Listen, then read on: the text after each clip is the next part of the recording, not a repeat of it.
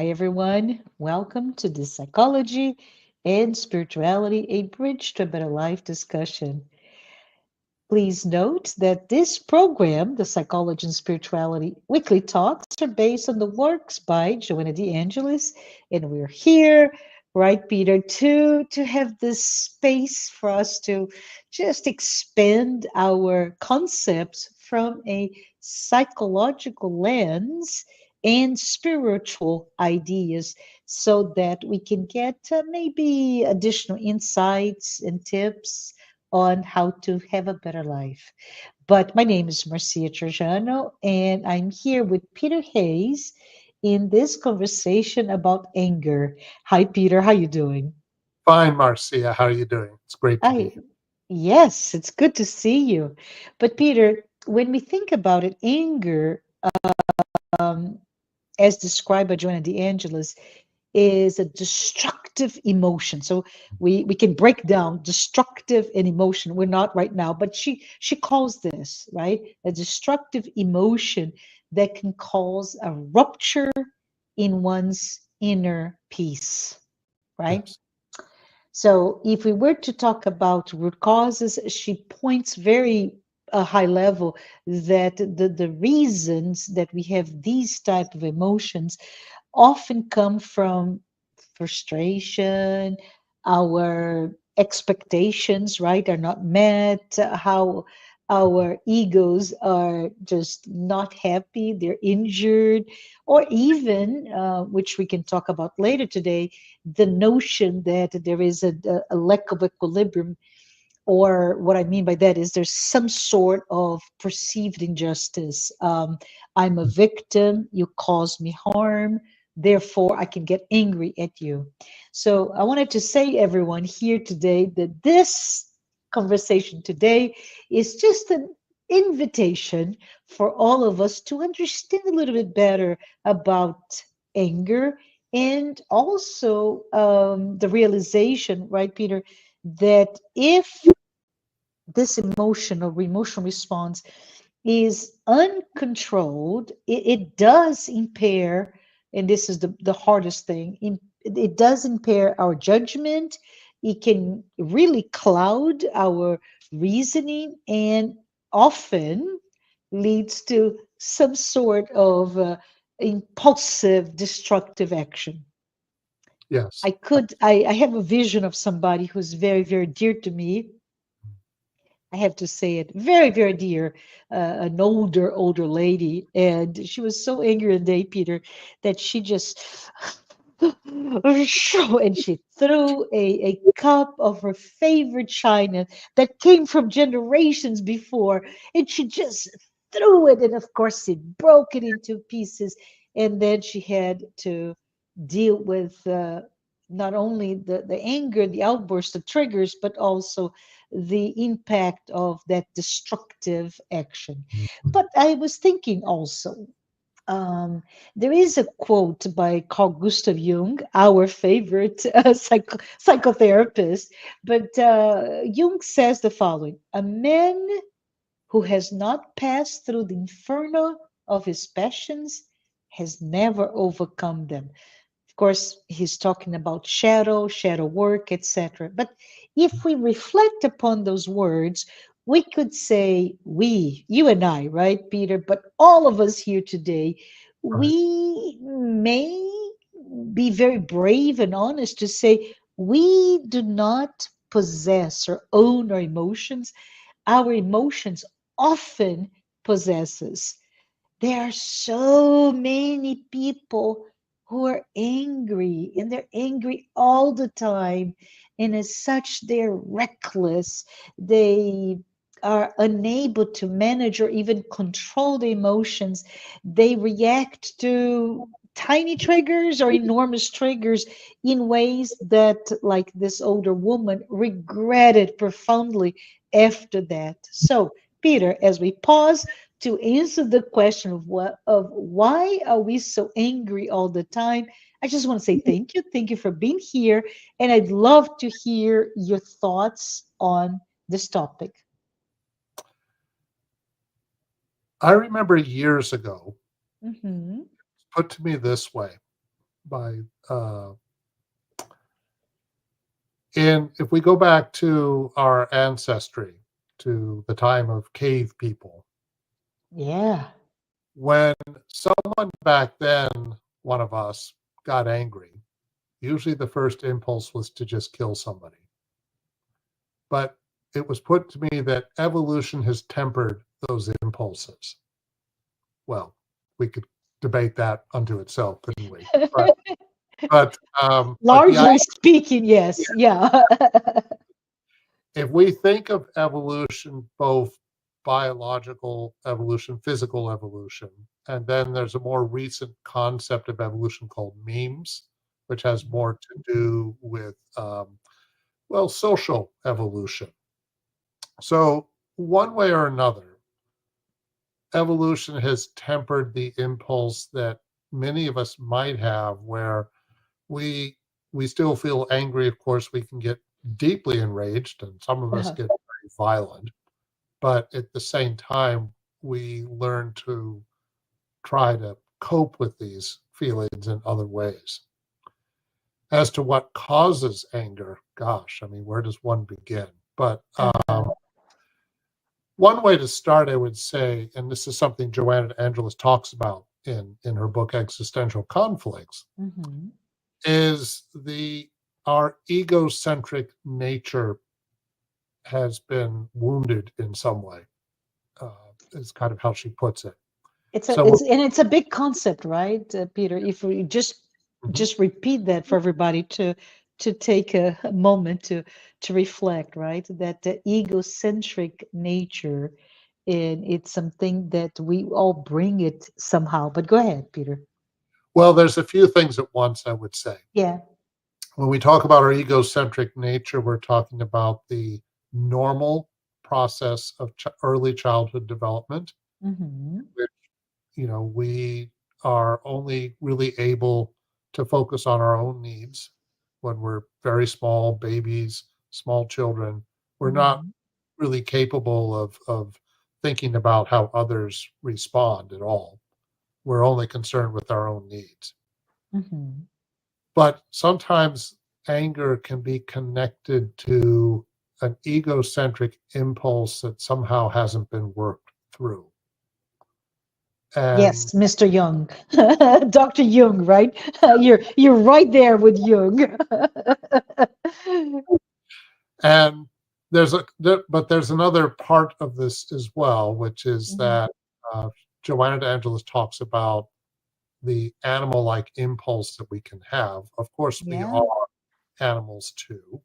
We're the only animal that's capable of the level of reflection that we have. But at the same time, she says something interesting. I think it's a good point, which is, in a way, she doesn't say it quite like this, but I think she's implying that our capacity to have reason and intelligence is both a blessing and kind of a curse at the same time. Yeah. What I mean by that is she says that when animals get angry, usually they're angry and aggressive because they're either attacked or they feel under threat or they're hungry. Yeah. And once that has been alleviated, they're no longer in danger or they've eaten, then the anger goes away. We, however, are quite capable of staying angry for a long period of time. So it's not just it's some kind of need that's met. But also, if we combine the fact that we're capable of holding on to anger much longer, we carry grudges. Yeah. So something within us that hasn't been addressed. But combine that with our intelligence, and it can be kind of a frightening combination. I mean, we can use our intelligence to create better weapons. We can use our That's right. intelligence to perpetuate wars. Yes. So just before, because I think I want to explore that escalation of anger, but before we go there, so don't let me forget, right? But what I find it interesting when you talk about the idea that an animal, once that trigger, whatever that may be, right? The stress, fear, a threat, whatever, is addressed, they go back to normal, right? There is a normalization of whatever that animal may be. But what I find it interesting is if we pause to think about we humans, right? We have a free will, we have self-awareness, and we can indeed manage our anger, such as I'm just thinking out loud here. Oh, self-awareness, which I already said, reflection, right? To understand not only what are our triggers, but what are the patterns or even things that seem to be the root cause for my outburst of anger. And I'm sure you're going to talk about this later, but I'm going to spoil everyone to know the breathing exercises or reframing our thought processes, mindfulness, relaxation techniques, and even clearly communicating your thoughts. For example, this is comes from couples therapy where the two are just right, they're just angry at each other, Mhm. and the therapist would say, let's pretend we're the couple here, Peter, and you just get so angry, or I get angry at you, and I should just say, but Peter, I feel so frustrated when you blah blah blah, and Right. the when you could be, don't close the door, the fridge door, or when you don't put the dishes away. There's some things are so simple, but because I don't communicate, and this is a relationship, in this case an example of a relationship, right? A couple's relationship, but we do that with everybody. There's some things that just triggers us, but we don't talk about it. So that lack of communication is Right. really terrible, and it's so simple, right? And Right. the other thing that you said, and I'm just going to repeat somebody that I highly admire, Peter, that I would like to leave it here before we go into that escalations into war, because I think it's a big topic of Okay. discussion. But somebody told me, and it was just really, it really resonated to me, was the fact that um, metaphor, we are like a film or a movie. Mhm. And just like the animals, there are points in that movie that led to frustration, whatever, and anger, right? And it's up to us to either hold on to that frame, that photo, Mhm. as the definition of that person, or say, let go. And now I'm going to go through the whole movie. I want to understand all that that person, the other, is to me, all the good, the bad, and the ugly, all the moments that we work together, that we live together, that we experience things together, that bring more to my relationship and rapport than that single frame. But what we do, right, Peter? We hold on, and I think you mentioned before, to whatever caused that anger, and Mhm. that leads to resentment, and can lead forever, all the way to an ulcer that we don't know why it's so hard for my stomach. It's all related. But I'm talking too much today. Sorry for that. Let's go back to why when I interrupted you, because I think you're talking about anger that escalates into larger and larger conflicts, right? Yeah. I can think of a few things to focus on, but let me Mhm. start. Um,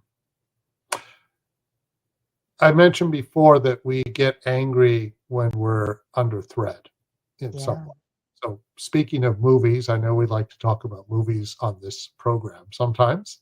Uh-huh. So, okay, I recently saw the movie Saturday Night, which was a movie, a dramatization about the TV show, the comedy show, Yeah. Saturday Night Live, and about how chaotic it was to make the first episode. And I need to see this one. I haven't well, watched I'll that. try not to give away too much here, but No, go right ahead. Go right ahead. I mentioned this because, okay, the moment of feeling in danger. One of the characters they have from the original Saturday Night Live cast is somebody playing John Belushi. Yeah. And root of John Belushi's comedy was often his rage, his kind of explosive behavior.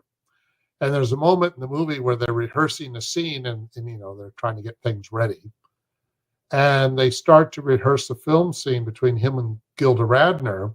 And Yeah. all of a sudden, a lighting truss just drops from the ceiling because it wasn't rigged properly.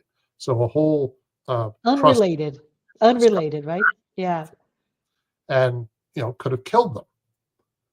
John Belushi's reaction is he immediately goes after the lighting guy.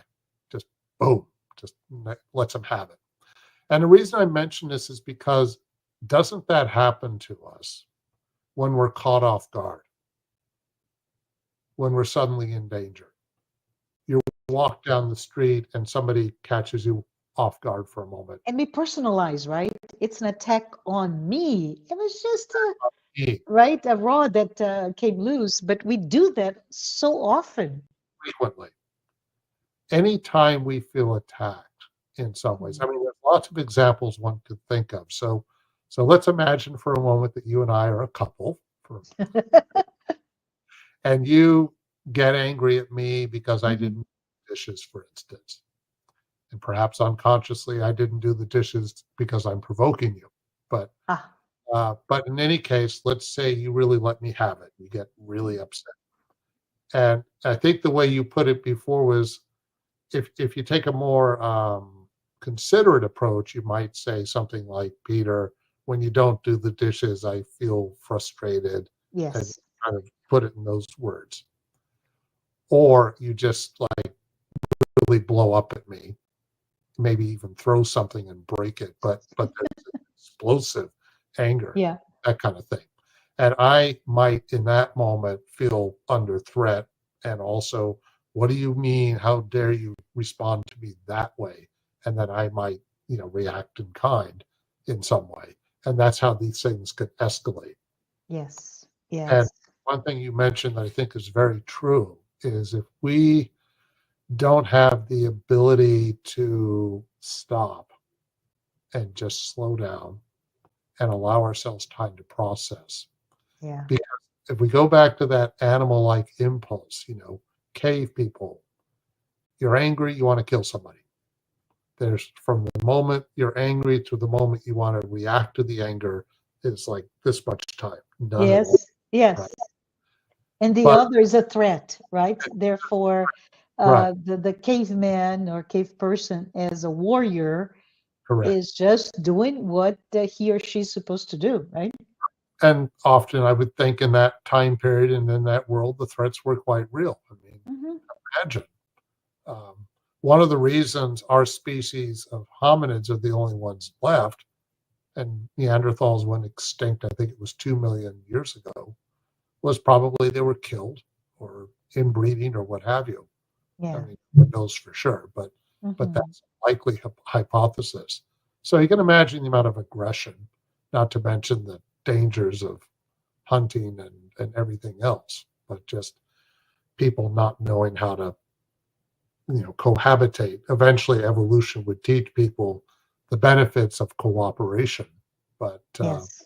I would imagine that was not a given in the beginning. Which is a great topic of discussion, by the way, at a different time. The whole notion of when cooperation, collaboration, and altruism at a at the same scale, but at the end of that scale of what we do with each other led to the evolution of mankind. Love the topic, Yeah, but let's keep on going. I think maybe it's not the only reason by any means, but certainly feeling under threat, under Hmm. attack, in more subtle ways, being undervalued, as Joanna Yes. de Angelis puts it, not being considered. You Yeah. know, we think people are trampling on us somehow and things like Y- that. can I just some of the thoughts that came to my mind when you're talking about this escalations, right? And they all, just like the cave person that in true manner was defending its own tribe, right, or clan or family Right. from real, not perceived threat. But I keep thinking. Of all the areas of conflict in the world and all the wars, and we're talking about nation against nation, or Mhm. even in last century where we had two enormous world wars where the entire world was fighting. But let's maybe think about some of the triggers and when it is, and I'm doing air quote, right? When it is quote unquote a reaction that could have been perceived somehow by one of the parties as, oh, this is okay. And you mentioned something that I find quite interesting, that idea of injustice or reaction to injustice, or let's say oppression, right? So that perception of injustice is can indeed lead to entire wars against people, or civil wars, or even if we think about urban violence, right? That can start with I'm an activist Mhm. and I'm protesting, and now the person that I'm protesting against takes right takes the insult. My protest is an insult, and boom! Next thing we know, there's blood and tears, etc., etc. But through the history of mankind, we can see that. History of injustice and oppression as part of our history, right? Yeah. All the way from, I don't know, exploitation such as colonialism, but Mhm. closer to our time, Mhm. still, despite how much we have evolved, how we still deal with inequality in pay, gender inequality, racial inequality, issues of I don't know, religious intolerance, and there's so much anger if you think about still existing. And the interesting thing, Peter, Mhm. as much as I may not live in those circumstances, when we go back to Jung, right?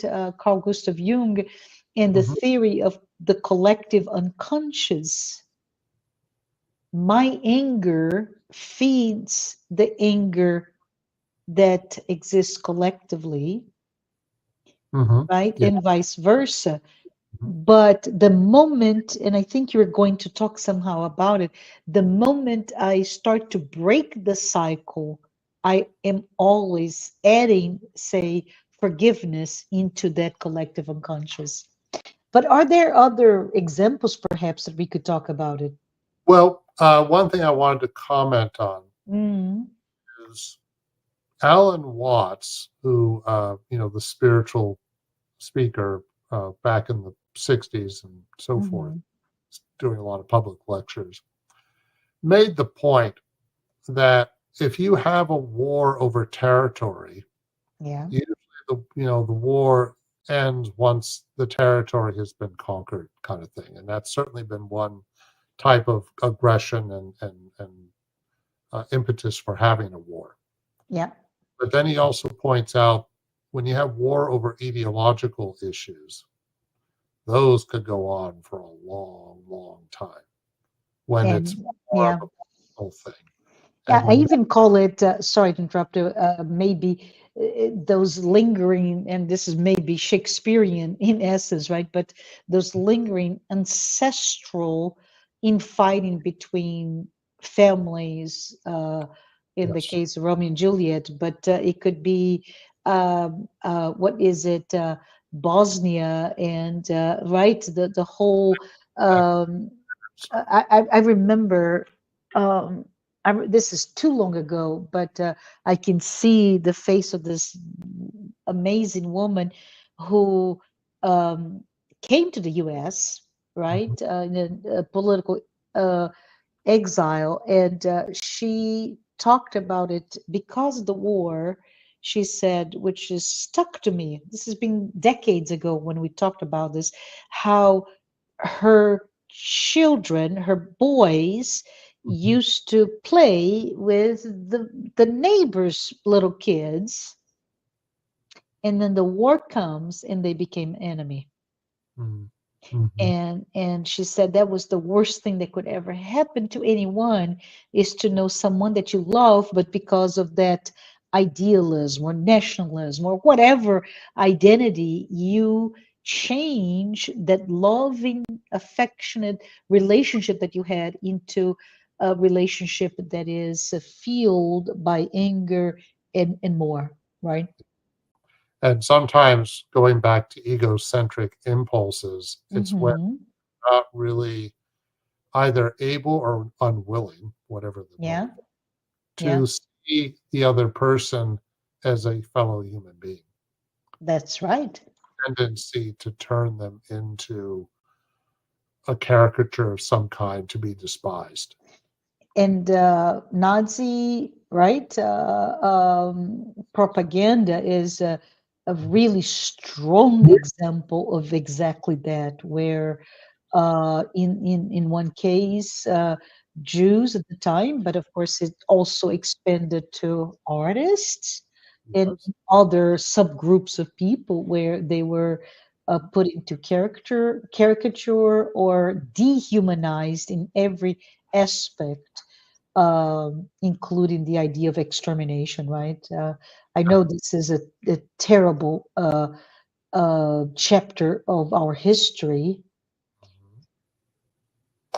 that I, sometimes I've still been to hits. Auschwitz and I went to Majdanek in Poland, and Yeah, one of the obvious things about seeing those places in person was just how calculated and organized it was, yeah.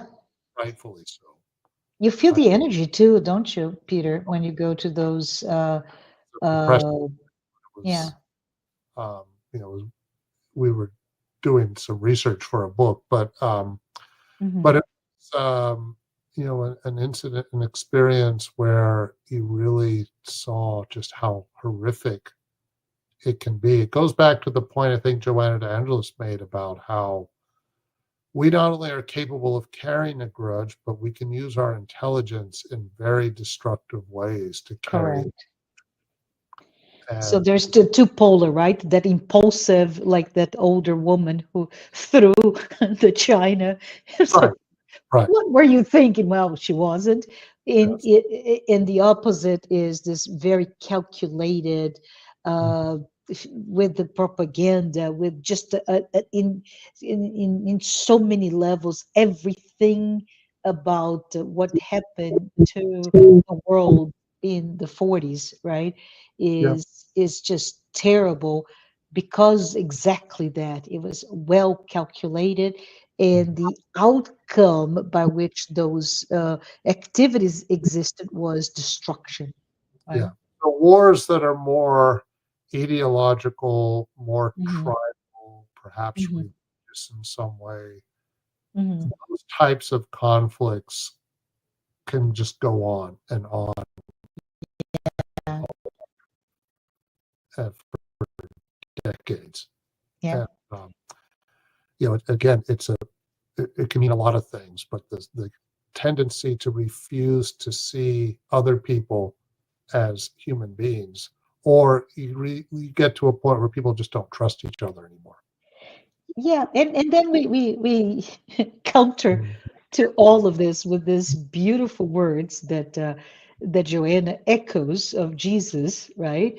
Which is forgiveness or love your enemy. And Yeah. again, another reference that comes to my mind is, of course, Joseph Campbell. I don't know if you're familiar with the works of Joseph Campbell, but as a historian, theologian, and philosopher, he did something amazing, which is simply put, he did like we have comparative for theologians, right? Comparison between religions, as this is different than that because he did the opposite. His study, which is fascinating to me, was how religion A, B, or C are similar, right? Hmm. So he brought many philosophical um, uh, goals of religions are similar, but then he brought how Jesus was the ultimate revolutionary Hmm. uh, because of how he brought the concept for the first time, according to Joseph Campbell, to all of our history, which is love your neighbor. So, love the neighbor is exactly what we're talking about here in terms of that other tribe that I'm protecting mine against, Right. or Oh, that warring country that I'm protecting my children against, mhm, etc., etc. And Jesus brings and he says, no, you gotta love your neighbor. If somebody, what yeah. is that? The one face. Mhm. What is the saying? Oh, I keep forgetting. if you, oh gosh, if You too. someone slaps you on one side of Yeah. the cheek, turn the other And cheek. yeah, Yeah. turn the other cheek, which is just are we did he, right? Did Jesus want us to become victims of violence? Well, No, no, not at all, right? Not at all. But go don't ahead. don't hit back. You know. Yeah, you stop the cycle. Which another figure that comes to my mind, Peter, is of course, and it's so vivid to me, is the work of Nelson Mandela, right? When he, after 27 years in prison, he comes out, and this is so amazing that he becomes the president of South Africa. But the biggest thing that he had to address was the individuals that were there fighting against apartheid, right, wanted to do a reverse of apartheid and remove, in this case, the white man. I'm just saying this very oversimplistic. And he's like, no, we have to forgive. So the all the you know what I'm talking about, the series of discussions where the person who hurt the other, what it race did not matter in this point, would Mhm. have to ask for forgiveness, and the person who was injured would then forgive or not, and those are filmed. And if anyone ever goes to Johannesburg, please do go to the museum where it shows, because it's raw emotion. And Mhm. the raw emotion is about violence that is met with um, forgiveness. Yeah. And we don't really see that, right? Forgiveness has this more um, feminine emotion, if you will, this very Yeah. delicate, The right? eye for an eye type impulse. I mean, Yeah, there was a yeah, story about that happened to the Amish yeah. several years ago, um, Hmm. where a gunman went into an Amish community and held a few people hostages, including children, and held them for several hours. Yeah, I don't remember all the details, so forgive me, but ultimately he killed some of them, if not all of them. yeah, And then the Amish forgave this person publicly. yeah. That's how they responded, rather And than it's quite incredible, right? How could you? yeah. But that's how you break the shackles, if you will, When somebody of does something that horrible, yeah, usually the impulse is it's time to execute them, or something Yeah. like that, if Yeah. there's Yeah. around, and that Yeah. kind of revenge and Yeah. So if you go back into examples of that, right? We started with that sense of injustice, of oppression. You mentioned idealism, sense of identity. We talked a little bit about nationalism, but now we're talking about this, which is the rightfully so, a feeling that I can retaliate an aggression, right? There was some wrongdoing, whatever that may be, and I have the right to retaliate, and this is born out of anger, right? But what about perhaps manipulation?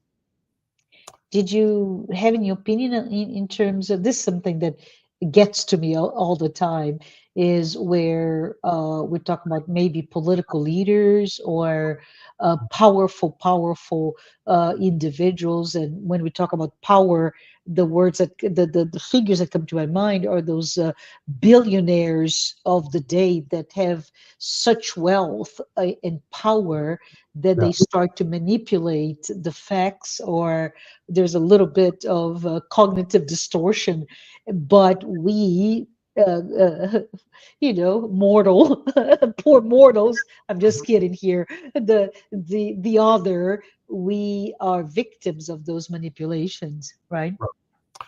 I think that definitely can make people very angry, Yeah. uh, Yeah. and it's understandable. I think people have a right to be angry because being manipulated, especially in very sophisticated, subtle ways, it's the Yeah. same thing as being the victim of a scam or the victim Yeah. of robbery.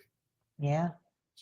We have been something has been taken from us, or we're being maneuvered, and Yeah. I think So it's if that. Yeah, go Yeah, ahead. no, no, I was just going to say, so there's so many other examples of that. But Mhm, if we were to perhaps summarize, it's mhm, all about anger, which is one of the four basic emotions of human beings, right?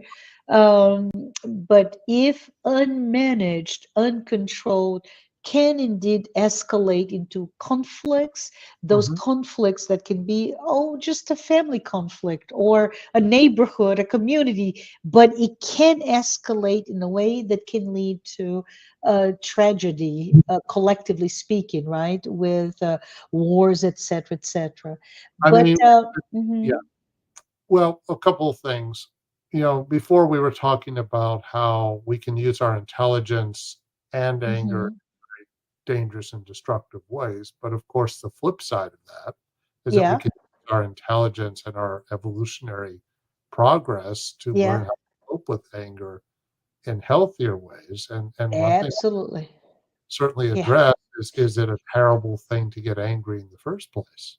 No, yeah, I would say yeah, no, because getting angry about certain situations helps us to understand a situation. And look, how many social injustices would not have been addressed if it weren't for anger? Now, how or you handle that's a different and the matter. expression of anger, right, through activism or whatever. Yeah, Where does one begin? I mean, think of the civil rights movement. You think there was no yes, anger on the part of African Americans? Of course there was. yeah, Very yeah, justified. yeah, And sometimes it got violent, needless to say, but there was also, Martin Luther King is famous for advocating a more peaceful approach. yeah. His religious background was one of the things that influenced that. And Or Mahatma Gandhi, right? I believe Mahatma Gandhi's birthday was just this past week. I think. Anyways, don't quote me on that. But he's such a figure to bring uh, addressing the issue peacefully, right? address the issue peacefully. Yeah, So there's different ways of course of reacting to injustices like yeah, that, yeah, social injustices. But yeah, so anger does play a role, and it can have healthy impulses. Sometimes, well, let's go back to you and I being a couple for a moment. yes, sir. Um, I am not doing I'm gonna have to call Betty. Betty, this is fiction. it at the moment. If you want me to do the dishes, and I know you want me to do the dishes, yes, dear, Yeah, I'll get to it, I promise. And then I don't do it. yeah, I am probably being passive aggressive that's and right. certainly provoking you. You may need to get angry at me to get me to wake up. Yeah, Is that yeah. such a terrible thing? Now, throwing it, coming after me with a knife, I would not recommend that. Please, Yeah, or exploding, but at yeah, least angry enough to fight to not let it go. If you just yeah, say, "Oh, it's fine, dear, it's okay," you know, that's another thing Joanna de Angelis talks about, where a lot of minor things may happen to us, slights, times where we're not respected, and they may be minor things that start to build up to something yeah, worse. yeah, So let's say I don't do the dishes, I don't do a lot of things you want me to do, yeah, and you kind of go, okay, that's fine. And then one day you just explode. yeah. Or disrupt the relationship altogether, right? So some insights that we bring to us from I know you quoted Joanna de Angelis, my favorite book, by the way, Existential Conflicts. She has an entire chapter devoted to anger, right? And some of the aspects that Joanna de Angelis, brings to us for our awareness are this destructive nature, right, of anger, Mhm. but at the same time, it is a absolutely normal emotional um, part of our emotional vocabulary to be angry. But Yes. what we need to be aware is, again, we mentioned before, its destructive nature. And of course, the other part, which I love it, is perhaps you mentioned here the fact that it is maybe a egoic response to something. So it's very important to have a sense of awareness. This is our emotional intelligence, right? It is our intelligence as Right. human beings into looking into, okay, my emotional response to a situation is anger, but why am I really angry? Is it my ego that has been threatened, or is this is a real threat? Right?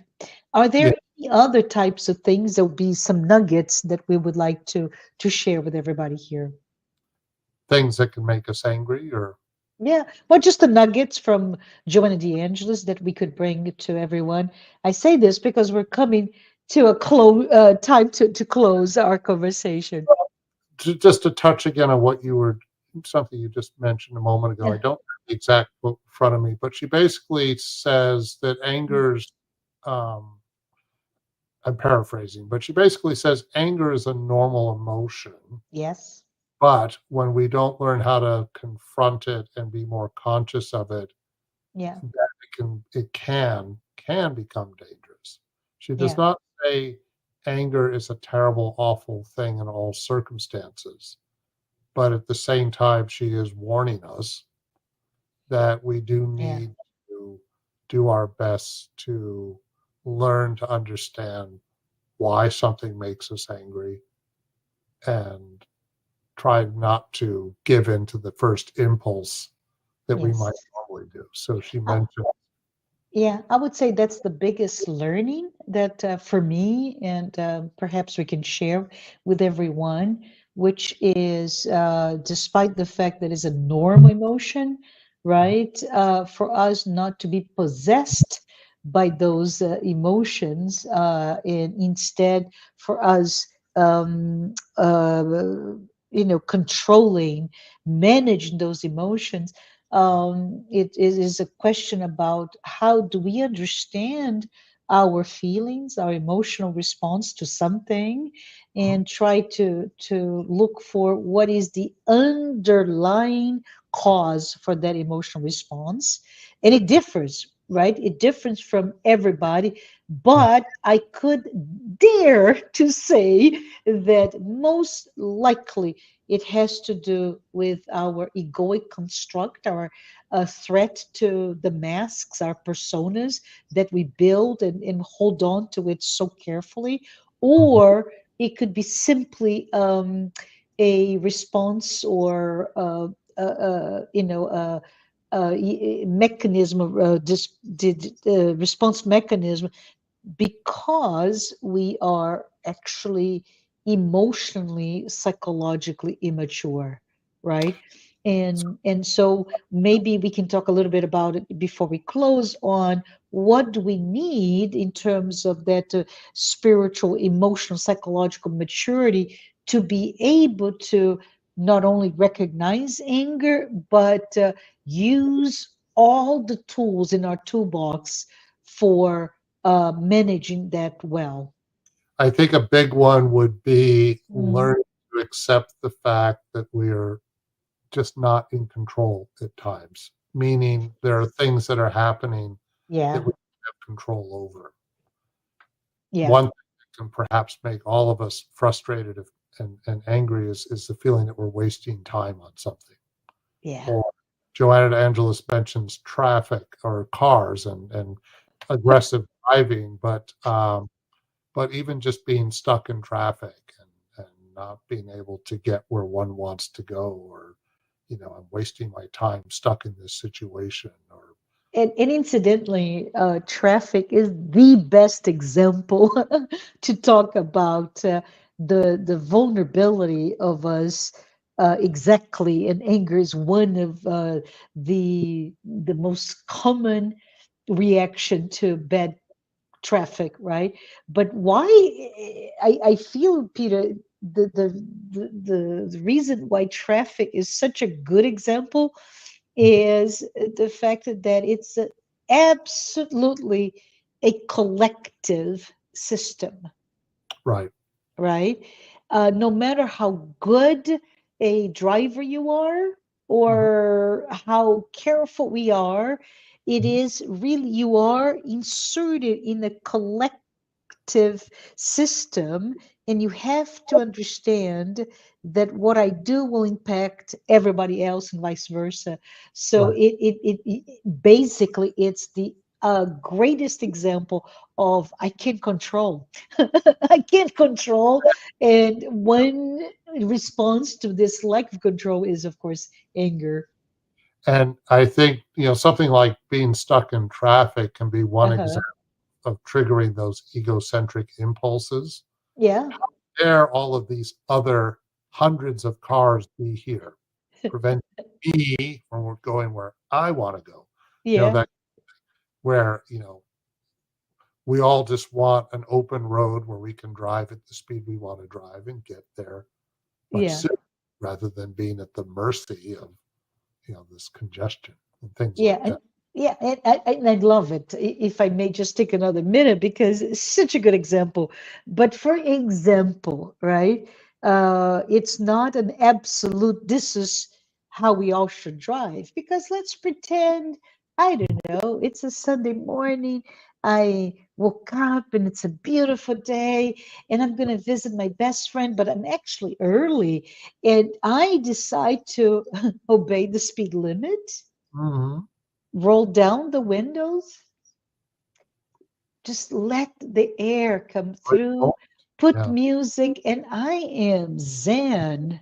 Well, my being zen is disrupting the person behind me that is the opposite, right? He or she needs to get to someplace else faster, and here I am, Marcia, driving like everything I have all day, right? Well, that's my time, and I get angry if the other car behind me honks the horn and tries to get me to. So my anger can be a response to, you don't understand, this is a good day for me, Yeah. right? So the opposite Mhm. is when I am now the other car, and I don't know.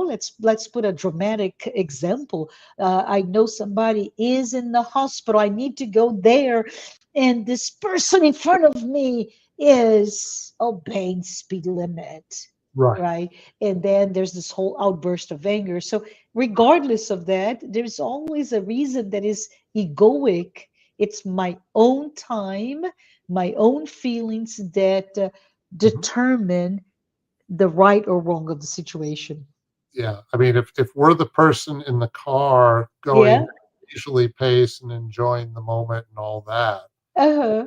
person's pushing us, Yeah. first projective response might be that this is some impatient, arrogant, entitled person who Yes. is violating my space. But Yeah. if we're that person in the car who's stuck behind a slow driver, Yeah. we may be having an emergency. We're trying to get to the airport and they're invading my space. So it's kind of interesting depending upon the point of view. It's all about me, right? It's all about what I'm going through, Right. and which is literally the ego going against this collective Yeah. system. It's a But territorial impulse, by the way. How yeah, else yes. tread on Uh, my space. Yeah. Yeah, but I wanted to just wrap it up with highlighting the fact that, referencing Nelson Mandela, who's my idol, or Mahatma Gandhi, or Martin Luther King, or any other person that led to dramatic changes, social changes in the world, but they used forgiveness and they used uh, a peace in their vocabulary versus violence, right?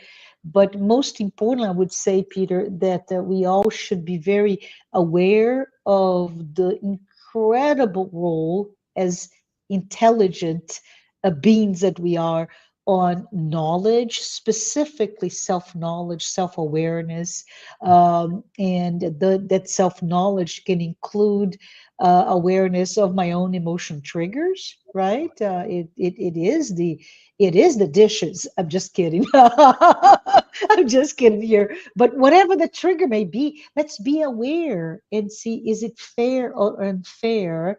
And if it is something I cannot control, let's talk about it, right? And there's a final thing that I would like to bring it up is the notion of our spiritual well-being, right? That spiritual awareness, the spiritual consciousness, and how for us to really grow in that space, we need to not give in to unmanaged uh, angry responses, right? And the good news is we do have a lot of resources at our disposal to learn Yeah, to temper these impulses or at least channel them in ways that are more positive. yeah. No, So, thank you. 'cause This is aggression this is yeah, can be channeled in positive ways. But as you said, we need to be aware of it to start with. It helps to. yes. Mhm. So anger, natural emotion, right? How we choose to manage it, it's our choice, our free will, and it is the answer to it all. So, big hint here is know thyself, be aware. Just I don't know, start journaling, for example, to understand what are the patterns of behavior or the triggers. Take a pause, reframe your thoughts, Pay find healthy response, right? And then we can start looking back like the animals that you started this conversation with, where the anger may be there, but maybe once the source of uh, that angry response is done, then you go back to normal. and take But time to process and try to understand what's going on. And if we don't yeah, know how to respond without being angry, it's better to not respond at all. not the silence is really the recipe here. But we are at the end, and I just want to say to all of you who are here with us, if this is the first time that you're watching this program, please note those are weekly talks based on Joanna de Angelis. We did a lot of references to her book, Existential Conflicts, and we're here to really bring a way for us to better understand things such as anger. And please note that I want to thank the friends from Spiritist Group Love and Light, that Peter is a volunteer there. If you want to know more about that organization, please go to www.loveandlightnj.org, NJ standing for New Jersey. And Right. today's program is sponsored by our organizations that have been with us since our inception. They are Mansão do Caminho, the United States Spiritist Federation, the International Spiritist Council, and AMI Brazil. And if you haven't done so, please take a moment to hit subscribe. If you enjoyed this program, tell your friends, tell everyone that may be interested in these types of conversation. Thank you so very much, and I'll see you next time. Thank you.